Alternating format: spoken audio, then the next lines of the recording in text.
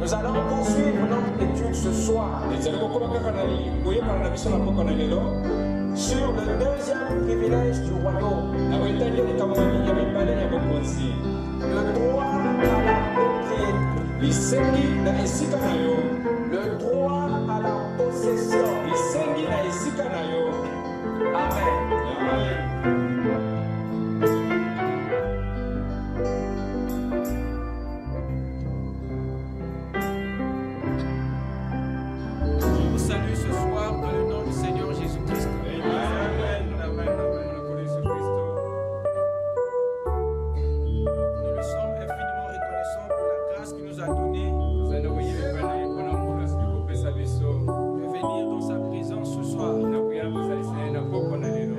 Amen.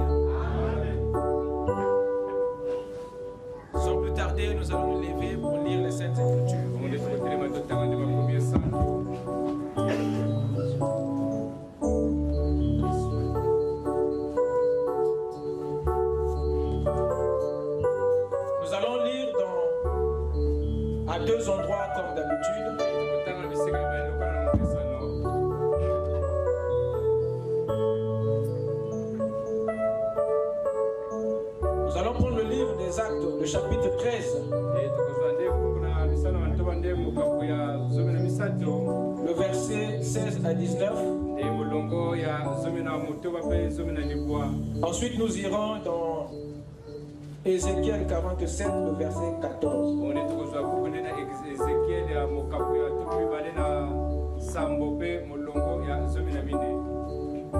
Acte 13.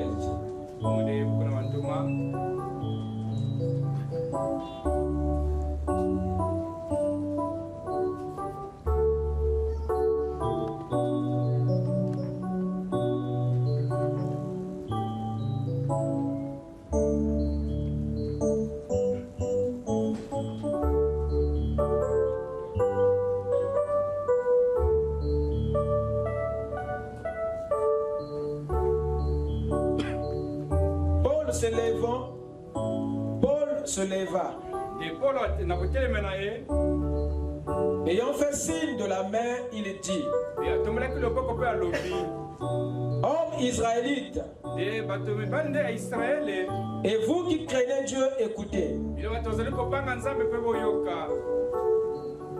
Le Dieu de ce peuple d'Israël a choisi nos pères. Il mit ce peuple en honneur pendant son séjour au pays d'Égypte. Et il l'en fit sortir par son bras puissant.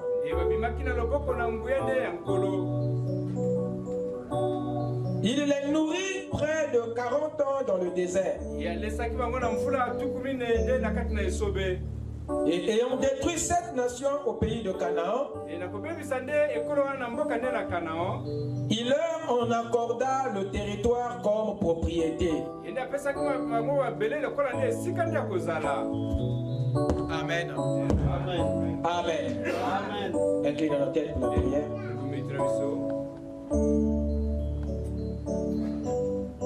La victoire est dans le sang. Alléluia. Dans le sang de Jésus-Christ, mon sauveur. La victoire est dans le sang. Alléluia.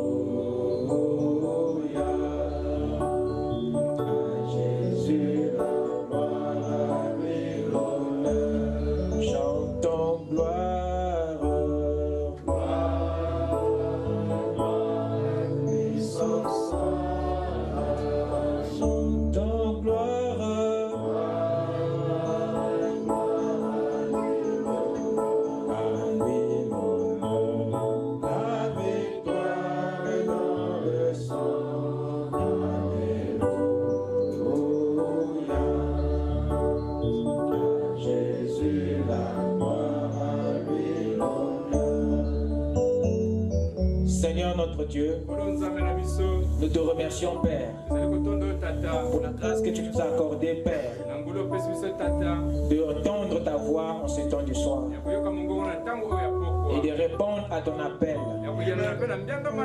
Nous savons que, oh Dieu, derrière ton appel, il y a toujours un message. C'est pourquoi, Père bien-aimé, nous sommes venus entendre ta voix, afin que, Père, nos âmes soient guéries, nos esprits soient consolés et nos corps délivrés. Ne nous laisse pas repartir de la manière que nous sommes venus.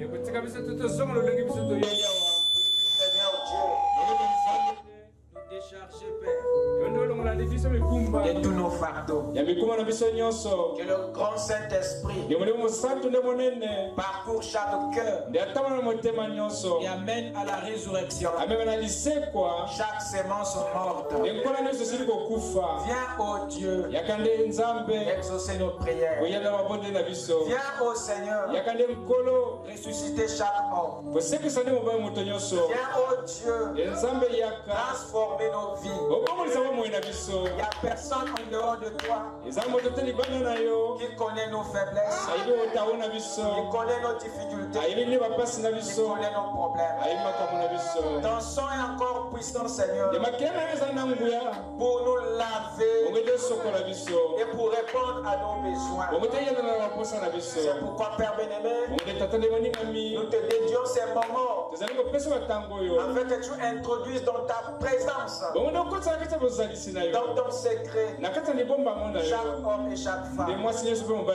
Laisse que, oh Dieu, ton ange puisse nous parler ce soir. Bénis ta parole, bénis chaque homme, chaque femme. Et laisse que cette réunion t'accorde la gloire et l'honneur au siècle des siècles. Dans le nom de Jésus-Christ. Amen. Je vous prie de vous asseoir.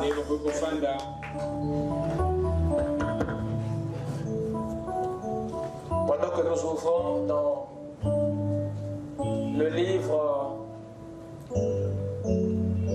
d'Ézéchiel,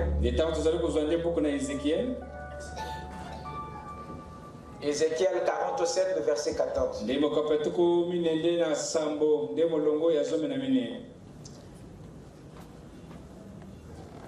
Vous honorez la possession l'un comme l'autre.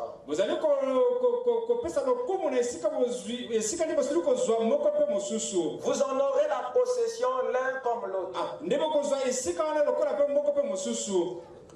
Car j'ai juré la main levée. J'ai juré la main levée de le donner à vos pères. Ce pays vous tombera donc en partage. Vous honorez la possession l'un comme l'autre. Car j'ai juré la main levée de le donner à vos pères. Ce pays vous tombera donc en partage. Amen. Amen. Que le Seigneur bénisse sa parole dans nos âmes. Amen.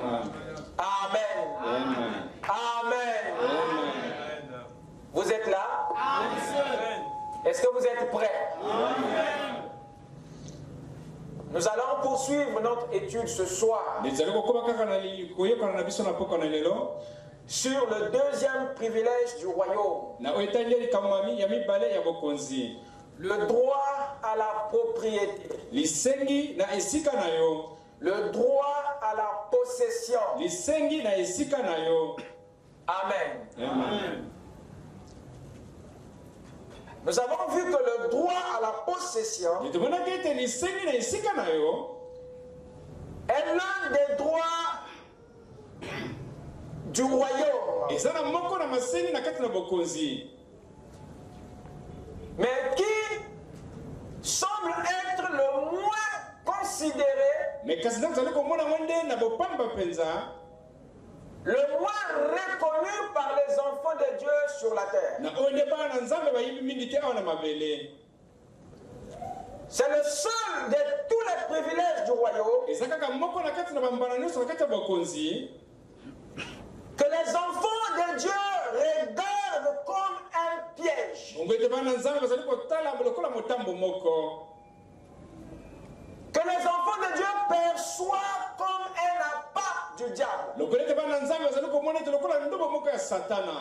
Comme une tentation de la part de Satan. Pourquoi? Parce que nous avons été assiégés au niveau de notre esprit, au niveau de la religion. Ce qui a déformé notre façon d'apercevoir nos propres bénédictions. Ce qui fait que les enfants de Dieu soient sceptiques, indifférents, incrédules, allergiques à l'idée de posséder ou d'occuper quelque chose. C'est sa semence qui nous a été mise en nous. Depuis la chute, notre angle de perception avait changé. Ce qui nous donne une autre interprétation de nos propres bénédictions. Alors ce qui était une bénédiction dans le royaume est maintenant perçu comme une malédiction. Alors les enfants de Dieu marchent à reculons, pendant que les fils de Caïn marchent en avançant jusqu'à s'approprier ce qui vous revient de droit. Pourquoi? Parce que vos propres bénédictions, vous les percevez comme une tentation. Vous les voyez comme un appât du diable. Ce qui nous a maintenus dans la précarité, parce que nous avons manqué de regarder la chose dans son propre angle, sur son vrai visage. Raison pour laquelle dans cet enseignement, j'essaierai d'attaquer quelques superstitions, parce que ce qui t'éloigne de ta bénédiction n'est pas quelque chose qui est en dehors de toi. C'est quelque chose qui est en toi-même, à tel point que tu travailles contre ta propre réussite sans le savoir. Tu travailles pour ta propre destruction sans le savoir. Beaucoup croient qu'ils croient alors qu'ils ne croient pas. Beaucoup pensent qu'ils acceptent alors qu'ils refusent. Alors la chute a changé notre vocabulaire. Nous voyons certaines choses de travers. Nos propres bénédictions, nous ne les apercevons pas de la bonne manière. Dieu ne nous aurait jamais donné ce droit à la possession si cela n'avait pas sa place dans notre vie. Il ne nous aurait jamais accordé ce droit si cela n'avait pas un but dans notre parcours. Dieu ne nous aurait pas accordé ce droit si cela n'avait aucun problème à résoudre, aucun besoin à satisfaire. Dieu l'a fait pour un but. Il y a des choses que tu as besoin de résoudre dans ton parcours. Même le spirituel a besoin du naturel pour atteindre ses objectifs. L'homme esprit n'aurait jamais atteint ses objectifs si Dieu ne lui avait pas attribué un corps de chair. Retirez le corps si vous serez encore utile sur la terre. Retirez le corps si vous allez atteindre vos objectifs sur la terre. Ce que Dieu vous avait assigné d'accomplir ne sera possible que dans ce corps. Alors, cessez de regarder d'un mauvais regard le corps que Dieu vous a donné. Ce corps de chair ne vaut que 84 cents. Ils ne vont pas plus cher que ton âme, oui. Mais Dieu, la colonne de feu, n'a pas pu accomplir la rédemption sans les 84 cents. Vous comprenez que le naturel a sa place à côté du spirituel. Le spirituel a besoin du corps pour atteindre les objectifs. Christ ne pouvait jamais aller à Golgotha sans Jésus.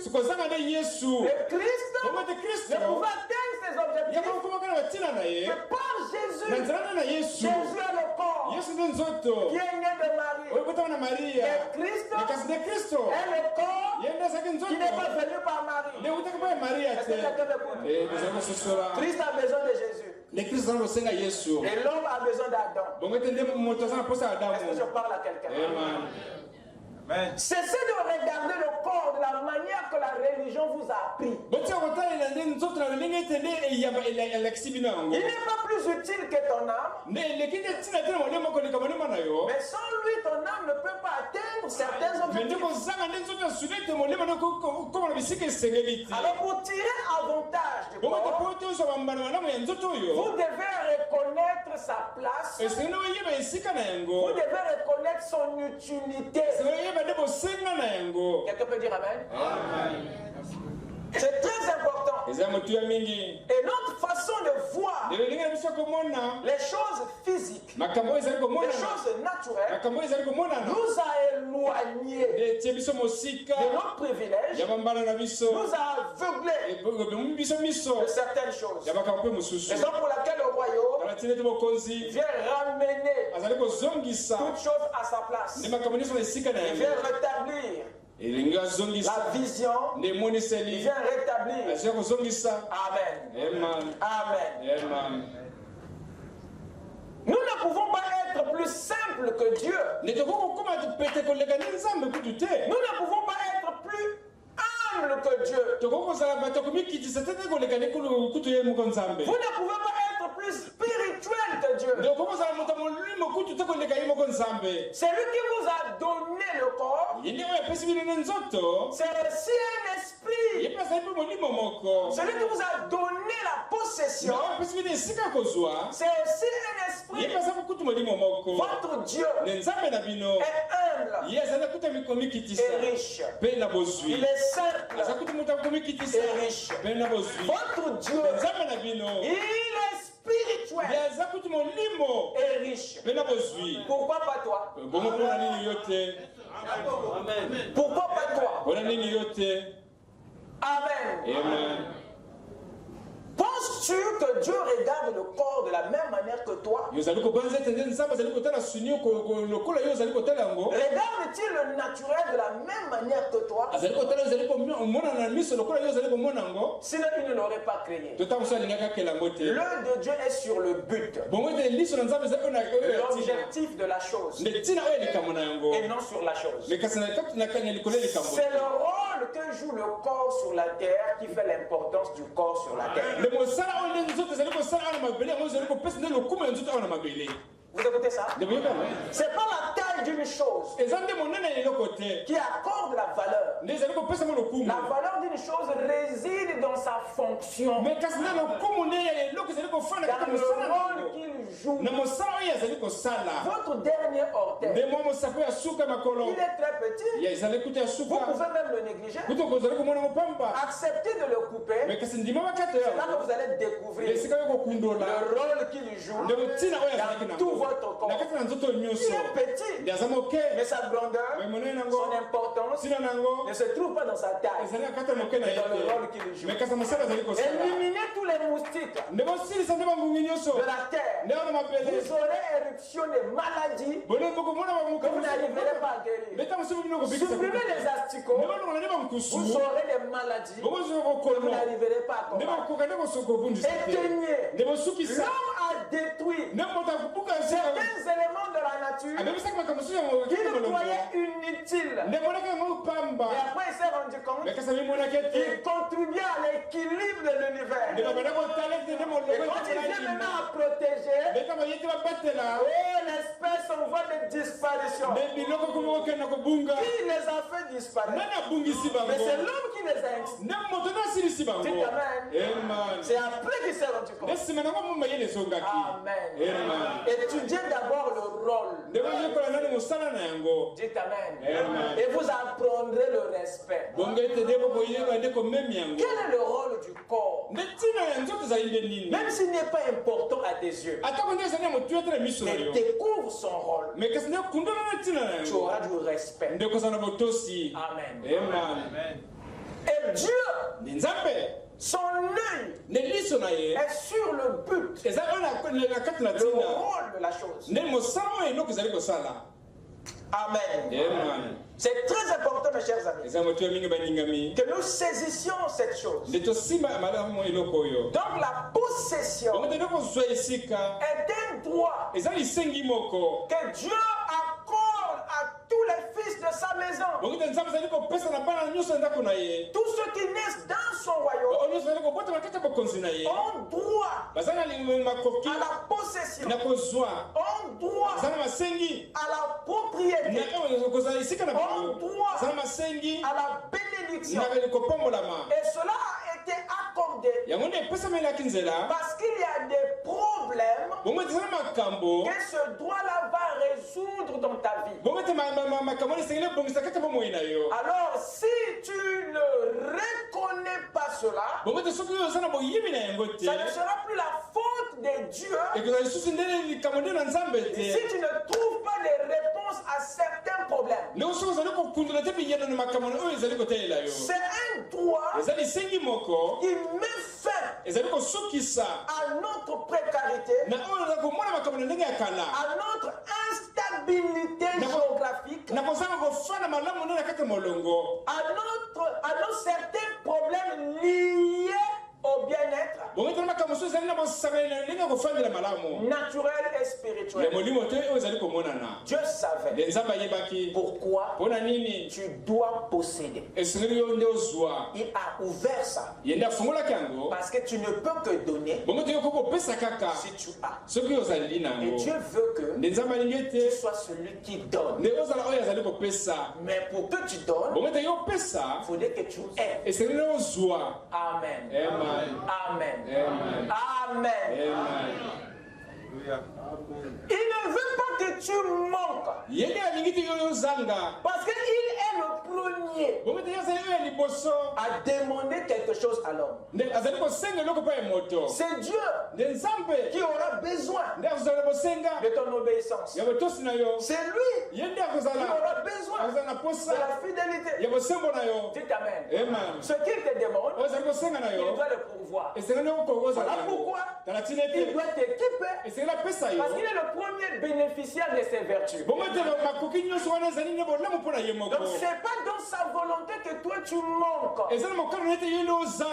qu'il sait que si tu manques, il ne recevra plus. Pour qu'il reçoive, il faut que tu aies.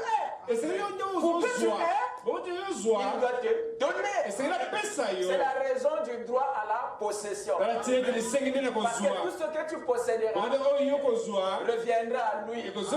Voilà pourquoi il veut que tu aies un agneau. Parce qu'il en aura besoin pour l'expiation. Il faut que tu aies un agneau. Il va pourvoir. Il est Jéhovah Jireh.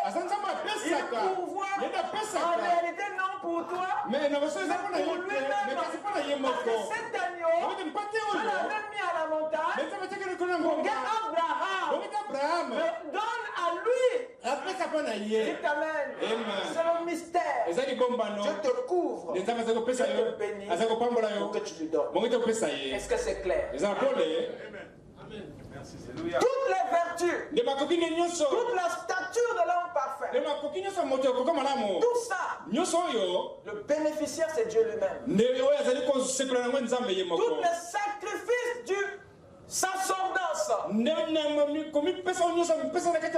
dans le temple, tout, c'était pour lui. Amen. C'est très important pour nous de comprendre ça. Regardez un tout petit peu avec moi. Dans Nombre 13, le verset 1. Allez-y avec moi s'il vous plaît. Nombre chapitre 1. Nous avons ici un peuple nomade, un peuple instable. Mais Dieu décide de leur offrir quelque chose. Nombre 13. L'Éternel parla à Moïse et dit: envoie des hommes pour explorer le pays de Canaan. Je te donne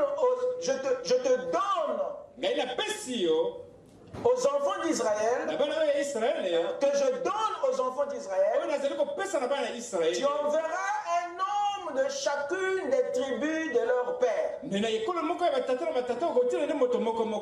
Tous seront des principaux d'entre eux. Moïse les envoyait du désert de Paran, d'après l'ordre de l'Éternel. Tous ces hommes étaient chefs des enfants d'Israël. Nous avons ici un peuple qui depuis une certaine période n'ont pas de possession, n'ont pas un territoire, mais ils sont en plein mouvement. Un peuple nomade qui a quitté Égypte et qui est dans le désert. Alors Dieu décide de leur offrir quelque chose pour les rendre stables. Dieu voulait résoudre leurs problèmes d'instabilité. Il ressemblait à un sans-abri. Et voilà que Dieu dit: envoie des hommes, allez prospecter le pays que je vous donne. Le pays que je vous donne. Ce que Dieu leur avait donné était habité, était occupé. Mais Dieu leur dit: allez-y apprécier, allez-y regarder ce que je vous ai déjà dit. Est-ce que je parle à quelqu'un? Amen. Et les espions sont arrivés, ils ont vu, ils ont apprécié le territoire. Et qu'est-ce qui s'est passé? Lisons au verset 30 jusqu'au verset 34. Écoutez ce qui est dit. Caleb fit taire le peuple qui murmurait contre Moïse. Il dit: montons, emparons-nous du pays. Nous y serons vainqueurs. Mais les hommes qui étaient allés avec lui nous ne pouvons pas monter contre ce peuple, car il est plus fort que nous. Et ils décrièrent devant les enfants d'Israël le pays qu'ils avaient exploré. Ils dirent: le pays que nous avons parcouru pour l'explorer est un pays qui dévore ses habitants. Et tous ceux que nous avons vus sont des hommes d'une haute taille. Et nous y avons vu les géants enfants d'Anak, de la race des géants. Et nous étions à leurs yeux et à leurs... Nous étions à nos yeux et au leur comme des sauterelles. Alors remarquez ici la réaction du peuple. Nous avons ici un peuple qui n'a pas un chez-soi, qui est en plein voyage dans le désert, là où il fait chaud, là où il n'y a pas l'eau. Il leur donne un territoire. Il leur demande d'aller voir, apprécier ce qu'il leur a déjà donné. Mais quand ils arrivent, alors leur propre perception leur joue un sale tour. C'est leurs yeux, leur faculté d'interpréter la bénédiction de Dieu. Alors qu'est-ce qui s'est passé? Ils ont refusé de prendre ce que Dieu leur a donné, alors que la terre leur était donnée pour résoudre un problème d'instabilité. Cette possession venait résoudre un problème. Israël est un peuple choisi par Dieu. Et Dieu ne voulait pas les voir à la traîne. Il leur offre un territoire. Il leur dit de les voir, de l'apprécier et de les prendre. Mais leur propre perception, ils ont vu autrement leur propre bénédiction. Et ils ont refusé de posséder ce qui était leur droit. Et ils sont morts dans le désert pour avoir mal perçu le droit à la possession. Je ne veux pas que cela t'arrive. Il y a des bénédictions qui te sont déjà attribuées. Mais ta perception, ta façon de les voir, ta façon de les juger, alors tu te fais disqualifier. Dieu ne sera plus responsable de certaines choses qui perdurent dans ta vie. Parce que l'opportunité t'a été donnée, mais ton incrédulité à cela t'a gardé dans le désert. Dans le désert, c'est la dispensation de la tribulation. Alors il y a de ces épreuves que Dieu n'est pas dedans, parce que sa volonté est que tu en sors. Mais ta peur, ta mauvaise interprétation, ta fausse humilité, ton attachement à la religion t'a gardé dans la tribulation, dans la précarité, alors que le Canaan était un don que Dieu nous avait fait pour résoudre un problème naturel. Il y a des bénédictions que Dieu t'accorde pour résoudre les problèmes temporaires de ton parcours spirituel. Parce que Dieu savait qu'il ne pourra pas bien l'adorer s'ils ne possèdent pas, s'ils ne sont pas stables. Dans le don de Canaan, c'était pour le but de l'adoration.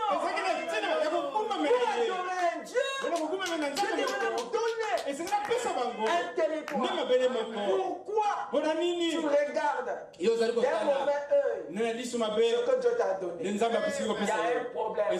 Voilà pourquoi le droit à la possession est un droit le moins respecté, le moins considéré par les enfants de Dieu. Votre façon de juger vos propres bénédictions est erronée. Il y a beaucoup qui restent en arrière au nom de la spiritualité, au nom de la religion, au nom de l'humilité, au nom de la simplicité.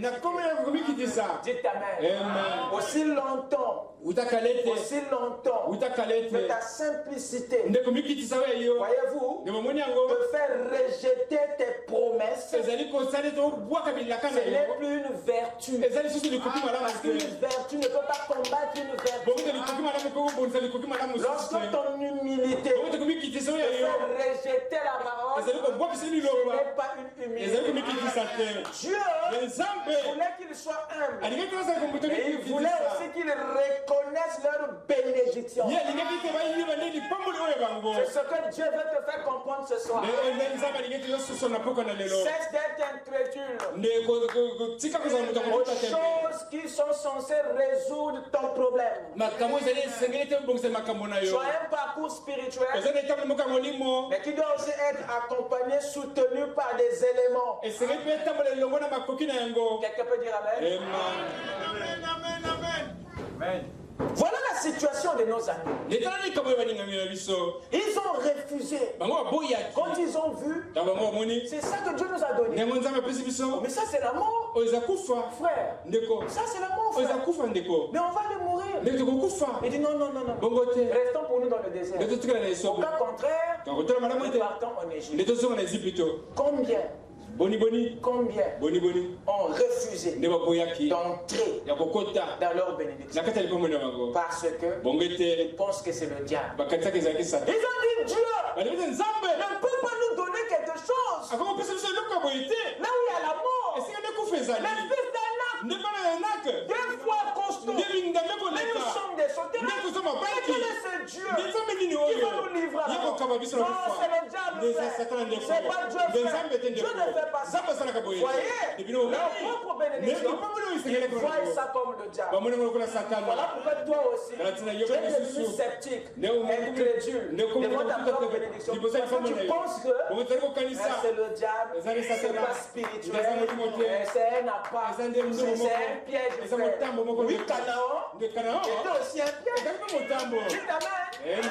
Leur façon de voir, c'est ça qui les a achevés. Ils sont restés dans le désert parce qu'ils ont renié le droit à la possession, ce qui était destiné à résoudre leurs problèmes. Ils sont restés dans la précarité pendant 40 ans. C'est pas que Dieu voulait.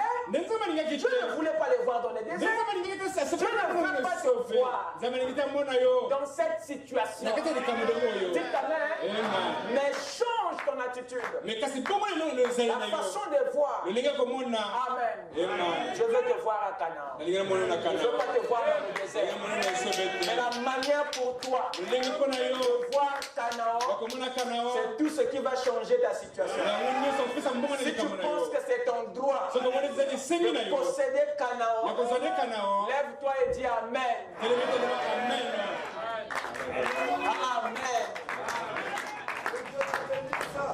Amen. Écoutez ce que Frère Branham dit ici. Je vais aller dans Monsieur, nous voulons voir Jésus. J'ai la version ici en anglais que je vais essayer de lire. Monsieur, nous voulons voir Jésus, prêché en 1957. Le 4 janvier. Je veux lire la partie B de la citation. Paragraphe 13. Pour ceux qui prennent des notes. Paragraphe 13, la partie B. Le prophète dit ceci. That's the only one thing I found with the Christian church today. C'est la seule chose que j'ai vue, que j'ai trouvée dans l'église chrétienne aujourd'hui. It's que c'est la peur. It's afraid, c'est la peur. It's backup. Il dit ce qui fait rétrograder. It doesn't understand its privilege. Ils ne comprennent pas leur privilège. Il dit que ce que j'ai trouvé, la seule chose que j'ai trouvé dans l'église des chrétiens, il dit c'est la peur. C'est la peur. Mais ça, il a vu ça dans l'église des chrétiens. Pas dans l'église des païens. Donc les gens que vous minimisez ont parfois des vertus que vous n'avez pas. Je l'appelle ce soir à l'humilité de la parole. Vous écoutez ça? Élie était à Kérit. Lorsque les corbeaux lui ont amené les sandwichs. Le corbeau, c'est un oiseau de mauvais augure, frère. Mais Élie ne les a pas jeté les pierres. Vous écoutez ça? Il devait changer sa façon de considérer les païens. Parfois, ce que vous traitez des païens, ils ne le sont pas. Parfois, c'est toi qui es païen. Dites amen. Parce qu'un païen, d'après le vocabulaire du royaume, ce n'est pas celui qui ne va pas à l'église. D'après le vocabulaire du royaume, un païen, c'est un religieux. Instruit. Va à l'église. Il dit amen. Mais il ne croit rien. Un païen, dit amen. Frère Branham dit que le diable n'est pas un païen. Il connaît les Écritures. Il est dans l'église. Il n'est pas dans la rue. Oh, je parle à moi-même. Vous voyez comment est-ce qu'on a été dupé? Vous allez le chercher dehors dans le monde. Il n'est plus dans le monde. Le diable est maintenant dans l'église. Et du haut de la chair. Est-ce que tu as les outils pour faire la différence entre un païen religieux?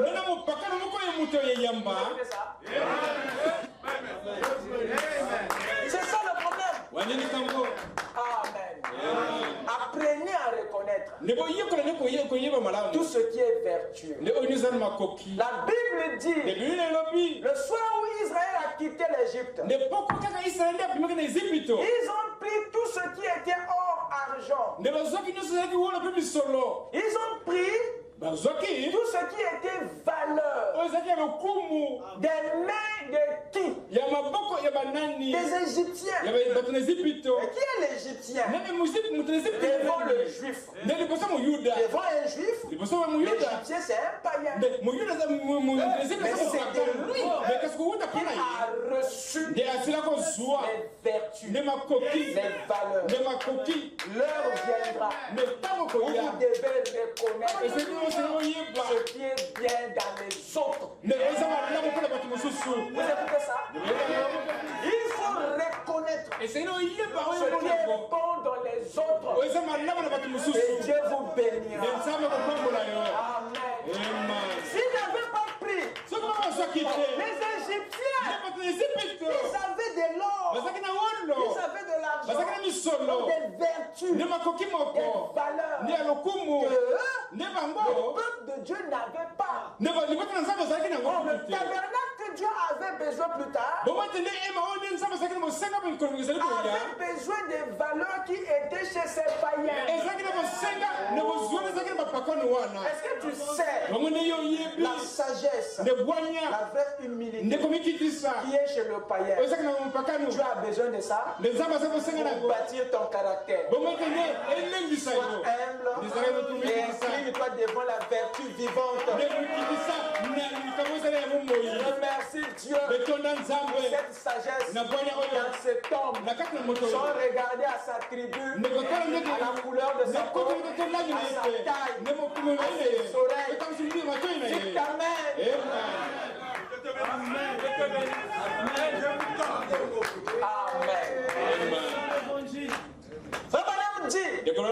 La seule chose que j'ai vue dans l'église des chrétiens, il dit c'est la peur. C'est la peur.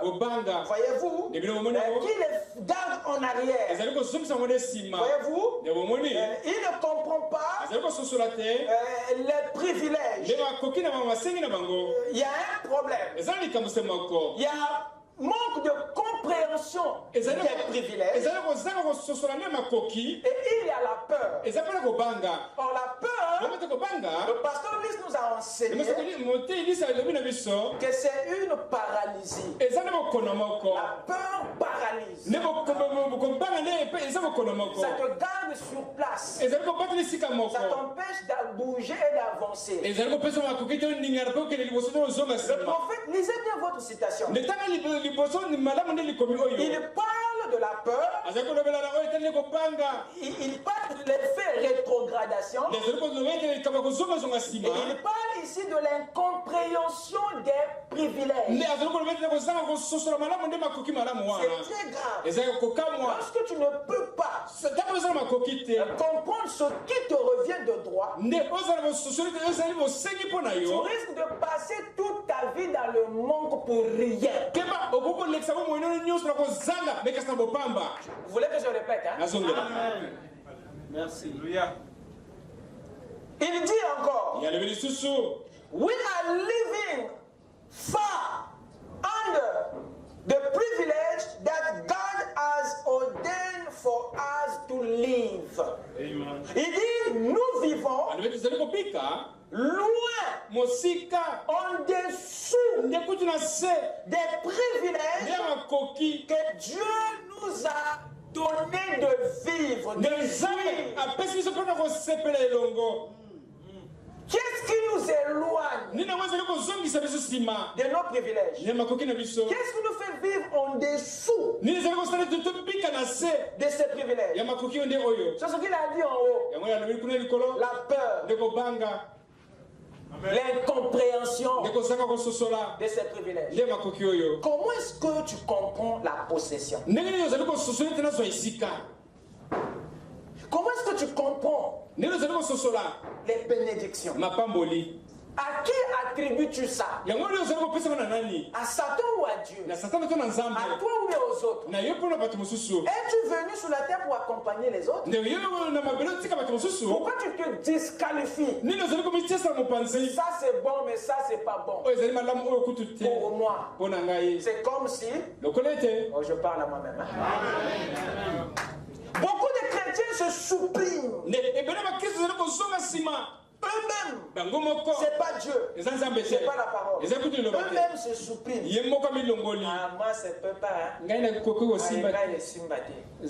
as quelle preuve que c'est pas possible? Tu as quelle preuve que c'est possible? Voyez-vous, tu te massacres déjà dans ta pensée. Tu n'as rien dit, mais toi, tu as déjà prononcé la mort avant que la mort te frappe. Et tu vivant. Et ça c'est un problème. Ça c'est un problème. Amen. Amen. Il dit ceci. Nous vivons en dessous de nos privilèges. Que Dieu nous a donné vivre. We are now. Maintenant, nous sommes maintenant, non que nous serons, But now you are the son and the daughter of God. Mais maintenant tu es fils et fille de Dieu. Il dit,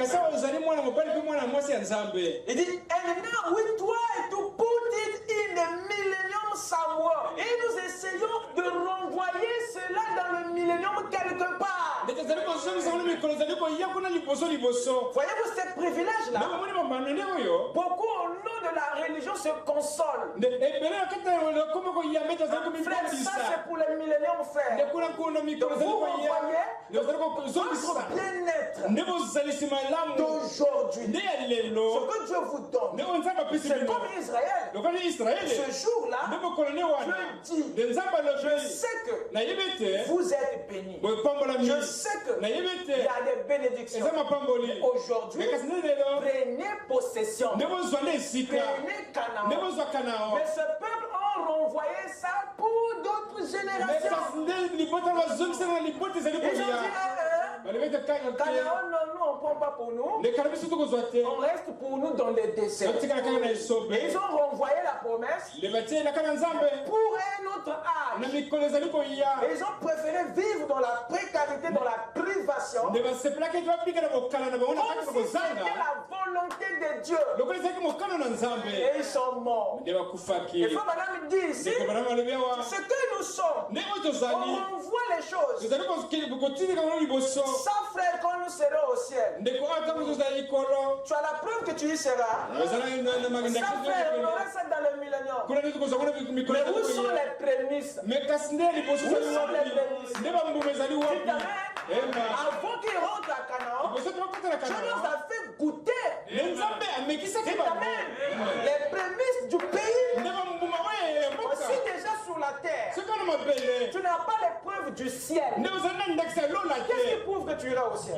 Parce qu'ils iront au ciel, c'est ceux qui sont déjà au ciel. Je parle à moi-même. C'est un faux enseignement. Une fausse consolation. Ce que Dieu fait demain, il le fait aujourd'hui sous une forme. Soit en miniature, soit dans la perfection. D'une manière ou d'une autre, Dieu le fait sous une forme. Pour te donner la foi. Pour te donner les prémices. Pour te donner l'espoir. Amen. Donc nous ne devons pas renvoyer à demain ce que Dieu nous donne aujourd'hui. Et c'est ça l'attitude des chrétiens. La peur te fait reculer devant ce que Dieu te donne aujourd'hui. Parce que tu te disqualifies. Tu te rends toi-même indigne. Et à ce moment-là, ta condition-là n'est plus la cause de Dieu. Amen. Amen. L'homme était une créature spirituelle. Quand vous voyez Genèse 1, vous verrez que l'homme que Dieu avait créé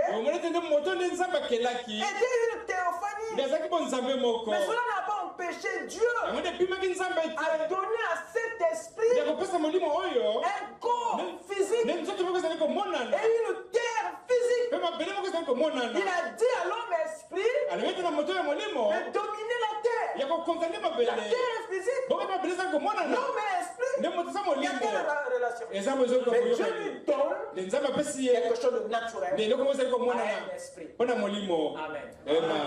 Amen. Comprenons un peu la volonté de Dieu. Votre père Abraham était un pèlerin. Mais Dieu lui a donné Canaan. Dieu lui a promis Canaan. Un pèlerin. Mais que Dieu promet la terre. Ce n'est pas pour le moment de stable ça. Israël était un peuple errant dans le désert. Mais Dieu leur dit de prendre la terre promise pour régler leur errance. Et vous êtes des étrangers comme moi. Sur la terre, vous êtes des étrangers, des pèlerins, comme Adam, comme Abraham, comme Israël. Vous êtes de la même condition. Pourquoi Dieu ne va pas te donner des possessions de la manière qu'il a fait avec Adam, avec Abraham et avec Israël? Amen. Même si l'enlèvement est pour demain, possède. Amen. Vous écoutez ça? Amen. Même si l'enlèvement est pour demain, tire avantage de ton droit. Possède ce qui te revient des droits. Il a été demandé à Frère Branham. Et il a répondu. Parce qu'il y a une tendance qui aboutit les gens dans le message. Beaucoup ont refusé d'aller à l'école, de posséder leur diplôme, parce que demain nous partons. Et beaucoup ont refusé certaines opportunités qui allaient faire d'eux des cadres et des donateurs dans le royaume, parce que demain nous partons. Dieu mal compris. Même si demain c'est l'enlèvement, tu dois posséder chaque centimètre de ton territoire. C'est ça la parole. Quelqu'un peut dire amen? Amen. Écoutez votre prophète. Écoutez Frère Branham.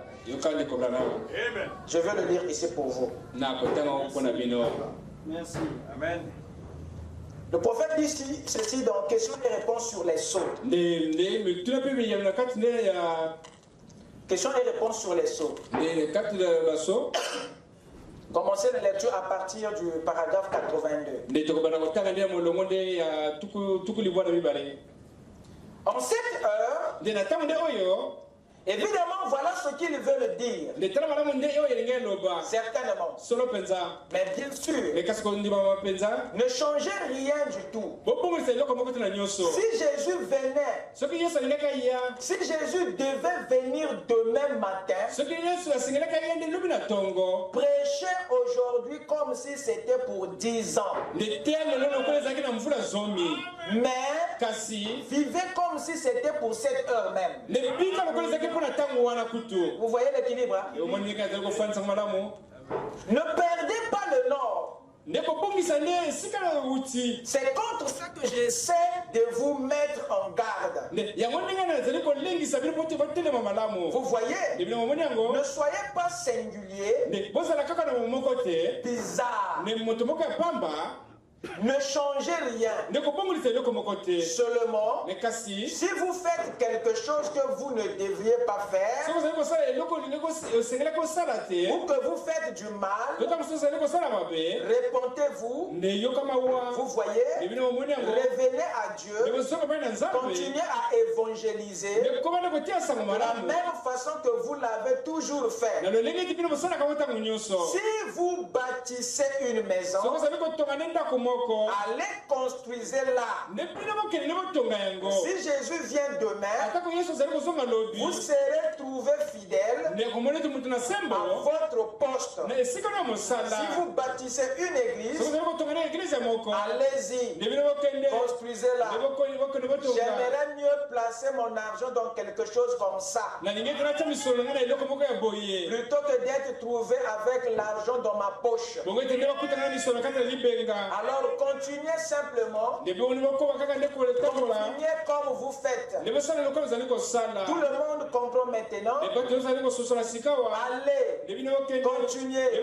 continuez simplement comme vous faites. Ne vous arrêtez surtout pas. Ne faites rien.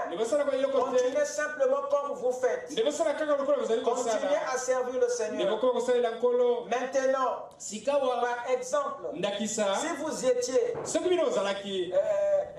à l'emploi d'un homme et que vous sachiez qu'il reste 15 minutes avant l'heure de la fermeture. Eh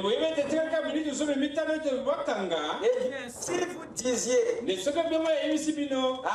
ne reste plus que 15 minutes. 15 minutes. Je ferai aussi bien d'aller m'asseoir. On vous les retiendra sur votre salaire. Ces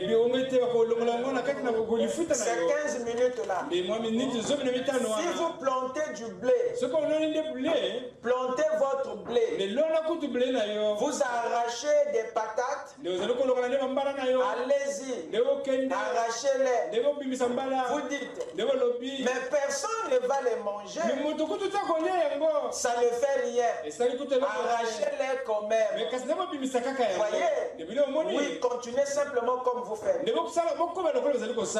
reçu une lettre l'autre jour. Quelqu'un leur avait dit. Il avait dit. Eh bien, le temps est proche. Vendez la ferme. Vous n'aurez plus besoin de la nourriture que vous procure la ferme.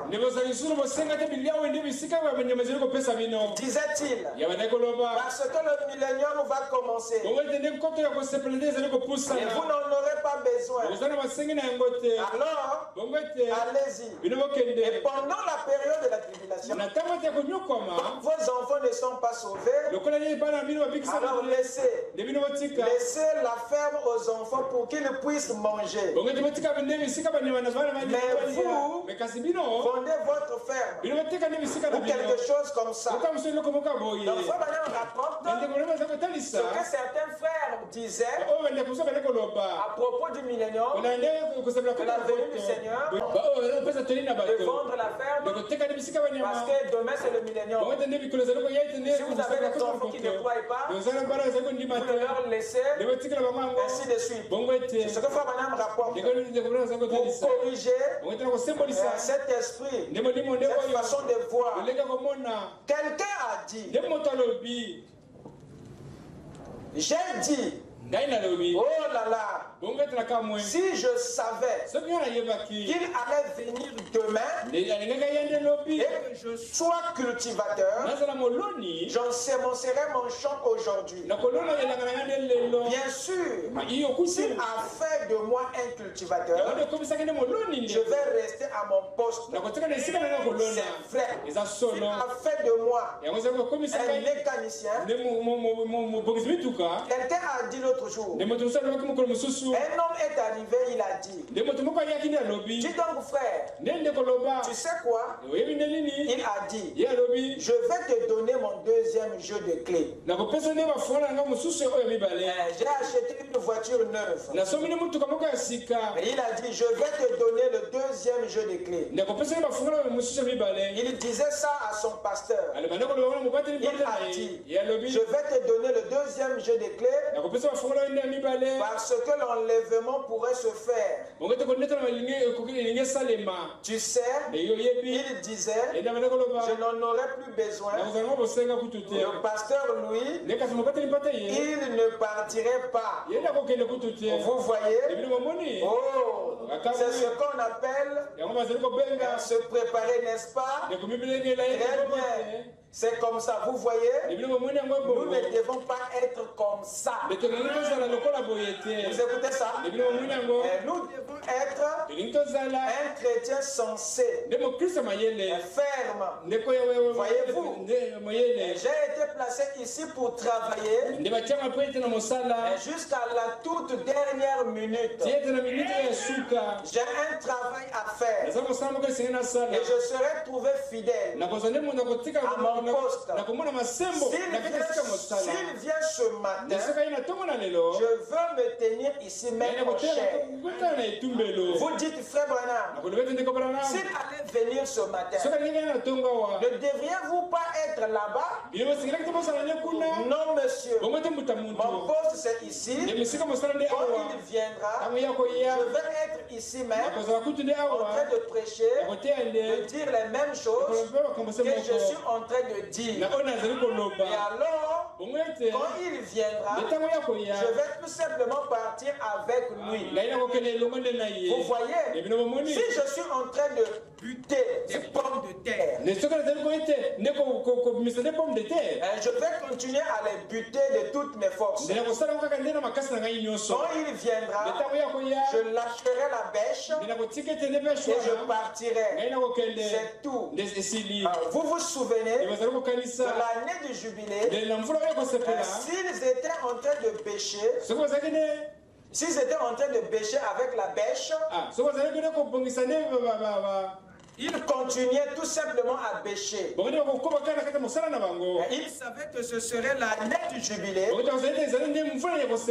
Peut-être dans 10 minutes, que la trompette allait sonner l'année de jubilé. Ils continuaient tout simplement à charger le foin pour faire ce qu'ils faisaient. Mais quand la trompette sonnait, alors ils lâchaient la fourche et ils étaient partis. Vous voyez, c'est ça. Tu n'es simplement à charger le foin jusqu'à ce que la trompette sonne. Amen. Ici, Fabanam était en train de corriger une tendance. Voyez-vous, qui consiste, voyez-vous, à éloigner les gens de leur possession actuelle au nom du départ. Et leur position, il leur dit, non, référez-vous à Lévitique 25 au sujet de l'année du jubilé. Ceux qui étaient en esclavage, qui travaillaient pour quelqu'un, qui travaillaient pour Pharaon, continuaient à faire leur travail, à obtenir ce qu'ils pouvaient de cette labeur difficile, jusqu'à ce que la trompette du jubilé sonne, quitter les champs. Qu'est-ce qu'il voulait montrer par là? Dès que nous sommes ici sur la terre, ce n'est pas pour valoriser, voyez-vous, nos activités naturelles, mais toutes les promesses que Dieu t'a données en rapport avec la terre, en rapport avec la vie, en rapport avec ton ministère, tu dois continuer à les posséder, même si le millénium c'est demain, même si l'enlèvement c'est demain. Madame dit, ne recule pas, n'arrête pas, continue, à posséder, à arracher les batailles, continue à faire toutes les victoires, que ce soit petite, ne refuse pas de les décrocher, parce que la grande victoire arrive. Arrache la petite victoire, et que la grande victoire te surprenne. Amen. Amen. Même si Israël attendait le Messie, mais au temps présent, ils avaient des petites victoires à remporter. Il y a des victoires qui ne doivent pas attendre les grandes victoires. Raison pour laquelle l'Église ne doit pas être charnelle au point de compromettre cette bénédiction, ce qui lui revient des droits. Alors écoutez mes chers amis, avant de terminer, j'aimerais aborder un petit point. Il y a 3 points que nous allons étudier dans cette partie de la leçon. Le premier point, c'est comment acquérir les possessions dans le royaume. Le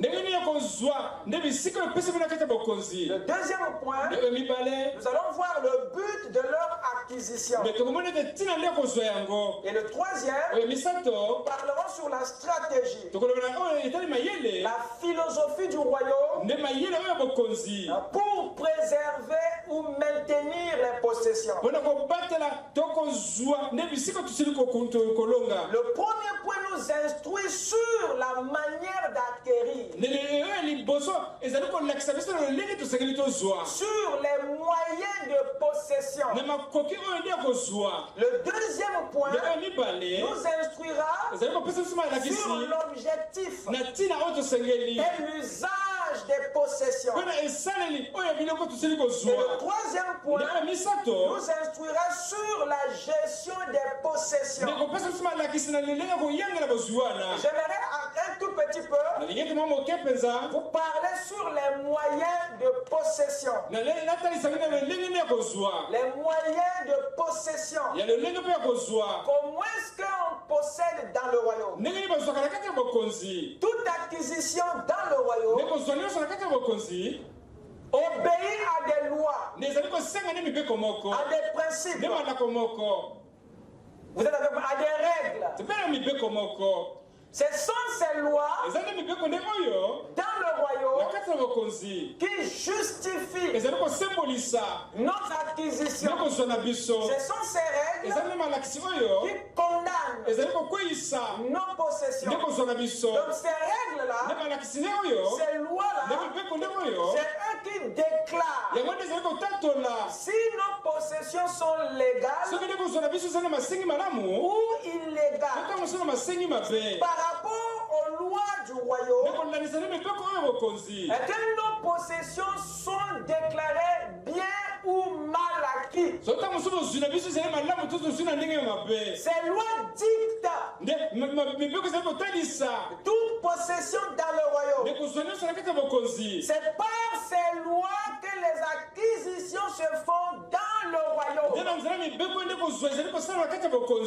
Et ces lois-là sont des moyens que le royaume a établis, a prévu pour acquérir ou posséder quoi que ce soit sur la terre. La manière de posséder quelque chose dans le royaume est aussi important que l'objet de possession. Voyez-vous, ces lois nous montrent, voyez-vous, à quoi Dieu regarde. Ces principes nous montrent que Dieu ne regarde pas seulement à l'objet possédé, mais il regarde aussi à la façon de posséder cet objet-là.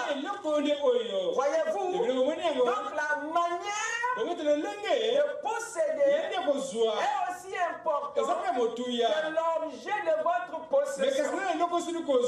Dieu regarde aussi à la façon d'acquérir et non seulement à l'acquisition. Quelqu'un peut dire amen? Maintenant on parle de Jacob.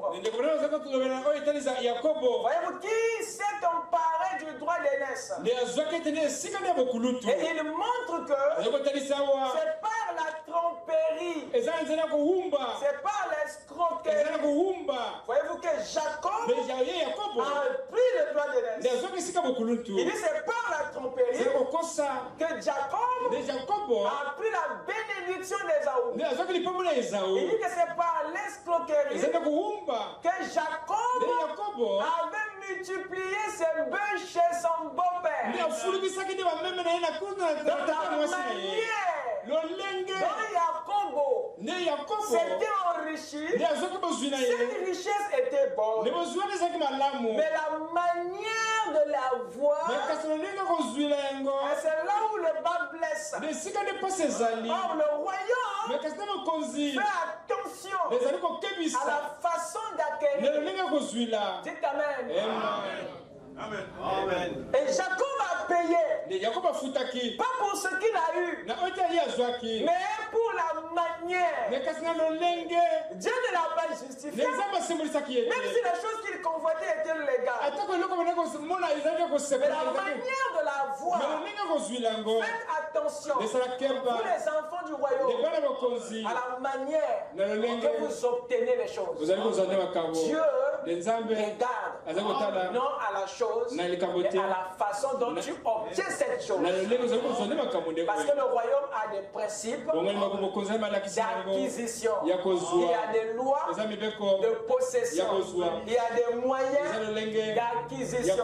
Et vous devez veiller. Je parle à quelqu'un. Vous devez veiller. Vous devez veiller, mes chers amis. Il y a par exemple 3 principes. 3 lois d'acquisition que Jésus parle ici dans le livre de Matthieu. Matthieu 7, verset 11. Dans Matthieu 7, verset 7 à 11. Jésus parle des 3 lois conventionnelles d'acquisition. Il parle de demander, voyez-vous, et il parle de chercher, et il parle de frapper. Il dit, demandez, et il vous sera donné. Il dit, cherchez, et vous trouverez. Il dit, frappez, et on vous ouvrira. Celui qui demande reçoit, celui qui cherche trouve, et on ouvre à celui qui frappe. Amen. Ce sont les lois d'acquisition, de possession que Jésus nous faisait connaître dans les évangiles ici. Amen. Amen. Beaucoup veulent posséder. Beaucoup veulent posséder sur la terre, mais ne savent pas les moyens de posséder. Beaucoup parfois contournent ces moyens pour posséder. Or, toute possession doit obéir à ces lois. Il y a des choses on ne peut pas obtenir les choses de la même manière. Ça, c'est ce qu'il veut nous faire comprendre. Tout ne s'obtient pas de la même manière. Il y a des choses que l'on obtient par la demande. Il y a d'autres qu'on obtient par la recherche. Il y a d'autres qu'on obtient que par la force de frappe. Et si vous cherchez, voyez-vous, en utilisant un moyen inapproprié aux besoins, il est possible que vous n'obtenez pas parce que le moyen que vous utilisez est inapproprié. Est-ce que quelqu'un me suit? Vous ne pouvez pas obtenir quelque chose en se servant d'un principe illégal. Pour posséder, vous devez vous servir de ces lois conventionnelles. Qu'est-ce que je veux dire? Nous avons ici 3 moyens différents, mais qui amènent au même résultat. Voyez-vous, qui amènent au même résultat, qui est la possession. Et celui qui demande possède. En recevant, tu possèdes. Celui qui cherche possède. En trouvant, tu possèdes. Celui qui frappe possède. Lorsqu'on ouvre la porte, c'est une façon de posséder. Est-ce que quelqu'un me suit? Mais il y a une erreur que nous commettons souvent. Une grave erreur. J'aimerais que ce soir que vous saisissez ça avant de partir. Beaucoup de nos désirs restent insatisfaits simplement parce que nous utilisons un moyen inapproprié. Voyez-vous? Qu'est-ce qui se passe? Vous ne pouvez pas chercher ce que vous êtes censé obtenir par la demande. Vous ne pouvez pas demander ou recevoir quelque chose par la demande alors que vous êtes censé l'avoir par la recherche. Vous ne pouvez pas obtenir quelque chose par la frappe alors que vous êtes censé l'obtenir par la recherche. Il y a des choses que Dieu ne vous donnera que par la demande.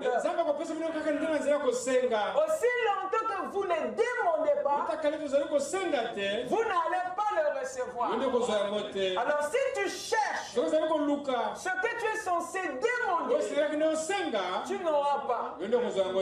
Si tu frappes, voyez-vous, tu te frappes pour avoir. Alors que c'était par la recherche, tu n'auras pas. Donc ce qui nous manque ici, c'est la maîtrise des moyens de possession. Tu demandes, ça fait des années, tu ne reçois pas. Or parfois, ce n'est pas par la demande que tu es censé obtenir cette chose. Va chercher, parce que cette chose, tu le trouveras par la recherche, pas par la demande. Ou si vous ne connaissez pas les moyens de possession, n'aurait qu'être maître du temps. Tu as l'impression que Dieu n'écoute pas ou n'a jamais exaucé. Or c'est toi qui utilises un moyen inapproprié au désir. Dieu peut te donner, mais c'est par la frappe. Il faut que tu ailles toquer. Il faut que tu ailles toquer pour que cette chose te soit donnée. Dieu veut que tu ailles chercher pour que cette chose te soit donnée. Mais si toi tu préfères demander, alors que c'est par la recherche que tu es censé l'obtenir, ta prière n'aura pas de réponse. Et tu vas perdre la foi en Dieu, dans la parole, alors que c'est toi qui ne connais pas les moyens de possession. Est-ce que je parle à quelqu'un? Ce sont les lois, ce sont les principes qui gèrent, qui dictent les possessions dans le royaume. Et nous marchons là, en bon religieux, sans connaître ces principes. Amen. Et Jacques dit, vous demandez, et vous ne recevez pas. Amen. Parce que nous confondons ces choses. Et Jésus n'avait pas perdu sa voix, son souffle, son énergie. Le jour où il disait ça dans Matthieu 7, demandez et il vous sera demandé. Il vous sera donné. Cherchez et vous trouverez. Frappez et on vous ouvrira. C'était comme les autres. C'est le seul de tous les principes, de tous les moyens que Dieu utilise pour donner des possessions à la nation, à la lignée, à plusieurs individus à la fois. C'est le moyen le plus puissant que Dieu ait jamais utilisé. Lorsqu'il est question de bénir les générations, les individus, la nation, Dieu ne se sert pas de la demande. ni de la recherche, ni de la force de frappe. Dieu se sert de l'alliance lorsqu'il veut bénir plus d'un individu. Lorsqu'il veut bénir une nation, une lignée, une famille, Dieu se sert de l'alliance. C'est le meilleur moyen pour lui de bénir non un individu, mais de bénir la lignée tout entière, de bénir la nation tout entière. La plus grande possession transcende par l'alliance. Les plus grandes bénédictions passent par les alliances. Les plus grandes possessions transcendent par les alliances. C'est par l'alliance qu'une femme hérite de son mari. C'est par l'alliance qu'une famille hérite de leurs frères. C'est par l'alliance qu'un enfant hérite de son père. C'est par l'alliance que vous héritez même de Dieu. C'est par l'alliance que Dieu nous a donné Jésus-Christ. C'est par l'alliance que le pardon des péchés nous a été donné.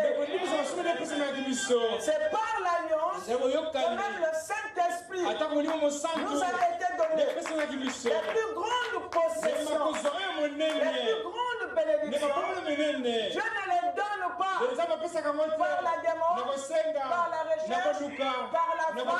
Dieu les donne par l'alliance. Est-ce que je peux entendre Amen? Que Dieu te bénisse. La Bible dit ceci dans Hébreu, que je ferai une nouvelle alliance différente de celle que j'avais faite avec vos pères. Il dit dans cette alliance, il dit je vous donnerai les lois. Il dit j'écrirai mes lois sur vos cœurs. Voyez-vous, dans cette alliance, il dit je pardonnerai vos péchés. Même Jésus est venu par une alliance. Amen. Amen. L'alliance est le moyen de transmission par excellence. Dieu, il a dit dans Acte 2, verset 38. Il dit, répentez-vous et soyez baptisés au nom de Jésus pour le pardon de vos péchés et vous recevez le don du Saint-Esprit. Car cette promesse est pour vous, et pour vos enfants, et à tous ceux qui sont au loin, aussi grand nombre que le Seigneur votre Dieu les appellera. Donc le Saint-Esprit, le pardon des péchés, le baptême, l'histoire de tout, c'est une promesse qui est faite à la multitude. Et lorsque vous remontez, vous découvrirez que c'est fait partie d'une alliance. Amen. Amen. Et nous avons vu avec vous qu'il y a 8 alliances. Voyez-vous, qui exposent, voyez-vous, dans les détails, la façon dont Dieu a transmis l'héritage à ses enfants.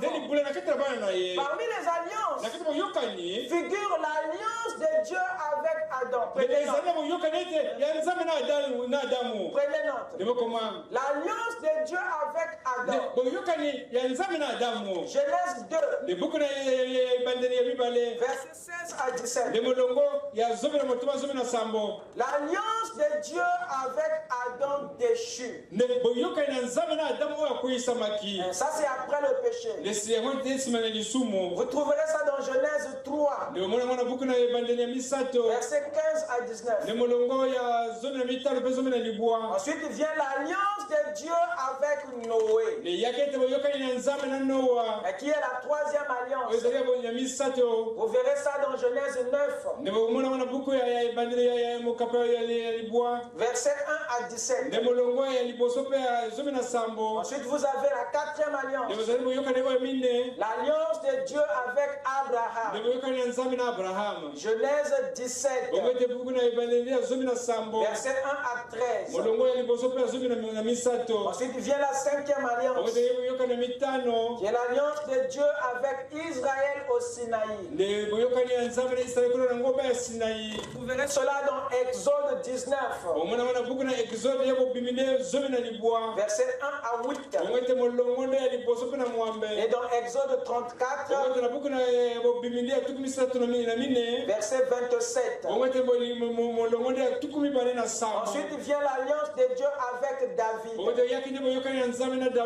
Vous lirez cela dans 2 Samuel chapitre 7. Et dans 2 Chroniques chapitre 21. Le verset 7. Ensuite vient la septième alliance. Qui est l'alliance de Golgotha. La nouvelle alliance. Vous trouverez cela dans Marc 14. Versets 22 à 25. Dans Hébreux 8.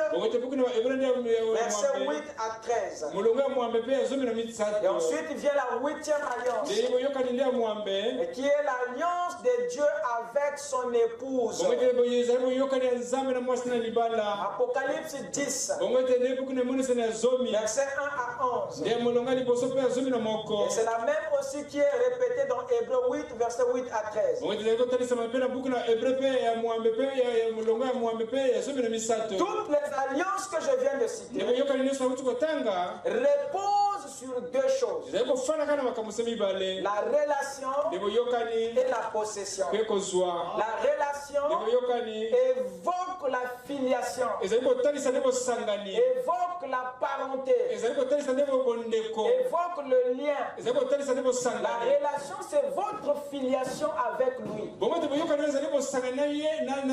Votre lien avec Dieu. Et la possession parle de votre héritage. Ce qui vous revient dans cette alliance.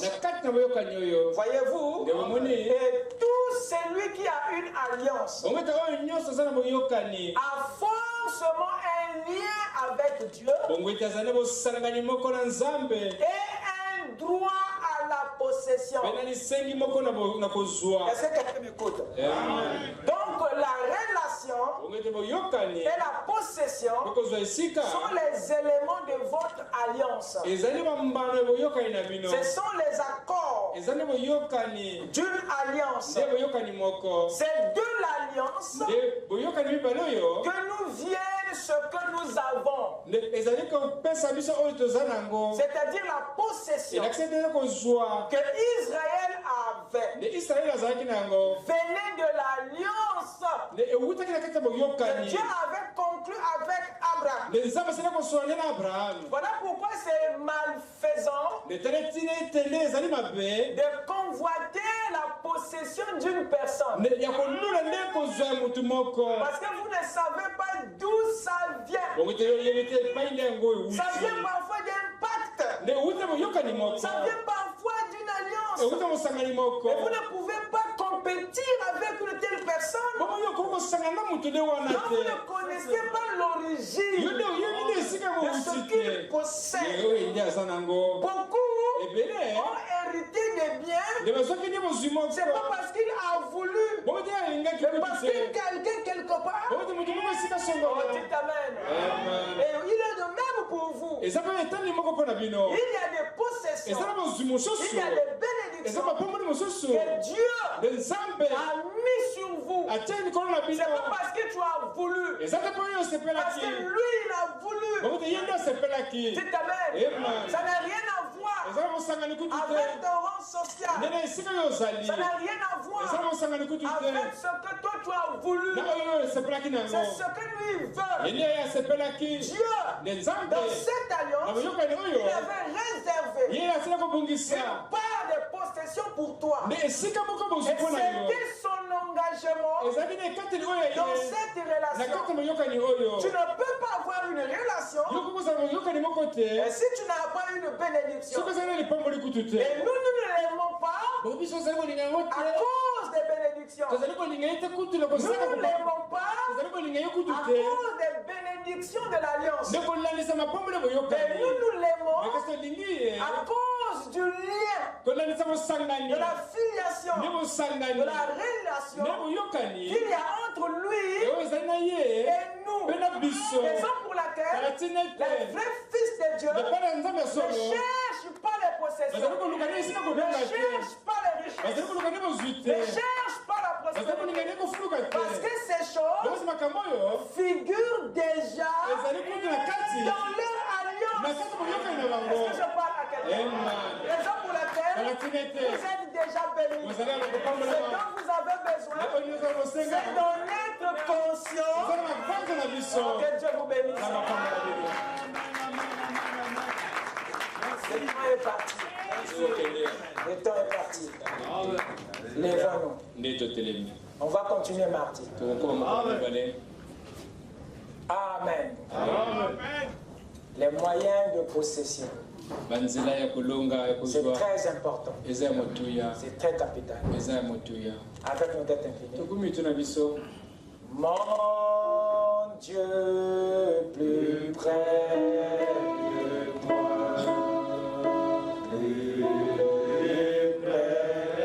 de moi. C'est le mot de la foi, Jésus, plus près de toi.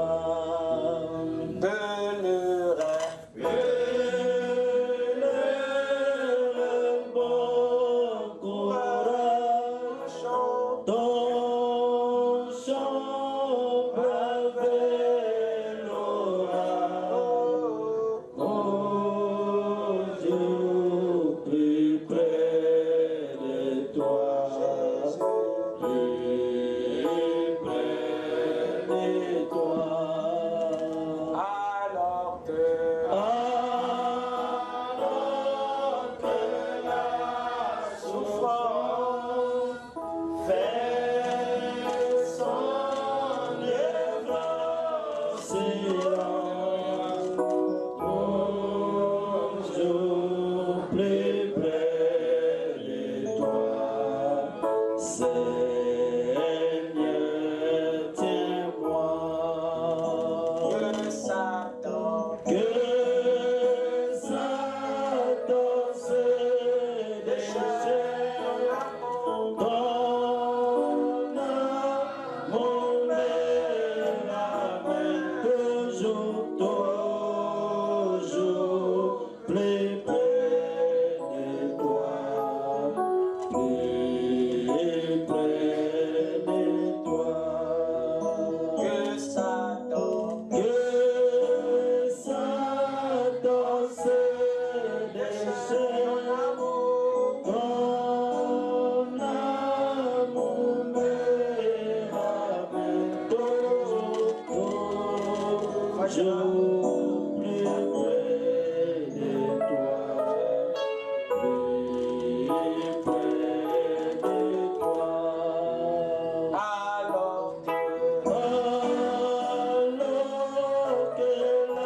la souffrance fait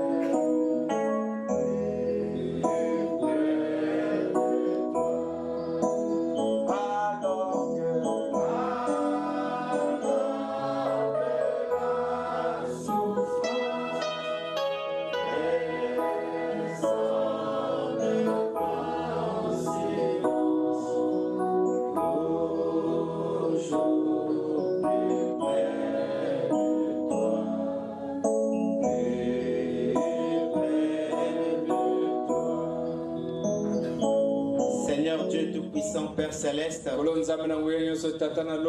toi, le Créateur du ciel et de la terre, toi qui nous avais prédestinés dès avant la fondation du monde, et tu avais réservé, Seigneur, ces domaines éternels pour nos pères. Et voilà pourquoi au temps de la fin, là où ta parole, Seigneur, devrait atteindre la perfection, tu avais prévu que ces paroles soient gravées dans nos cœurs. Voilà pourquoi tu es descendu ce soir, Seigneur, au travers de ton serviteur Père, pour nous parler du droit de la propriété. À la propriété, Seigneur. C'est vrai, Seigneur. C'est un droit que nous avons perdu parce que l'ennemi, oh Dieu, lors de la chute, Seigneur, avait ravi ce droit. Et par la grâce, Seigneur, au moyen du sang versé à la croix, tu avais promis de tout restaurer.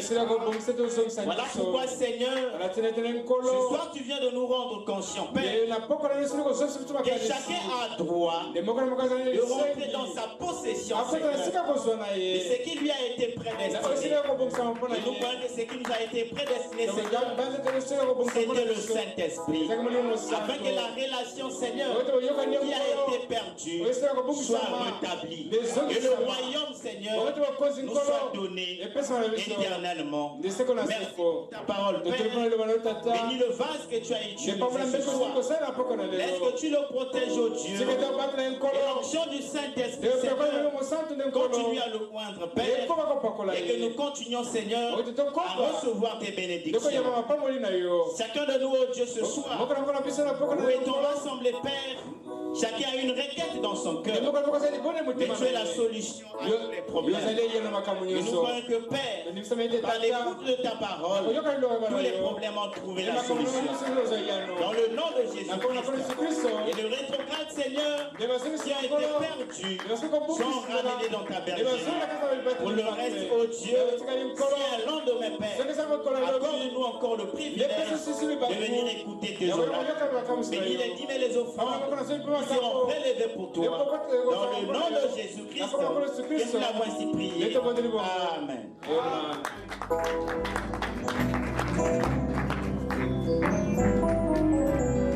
Nous acclamons le Seigneur, nous acclamons le Seigneur pour ce précieux temps.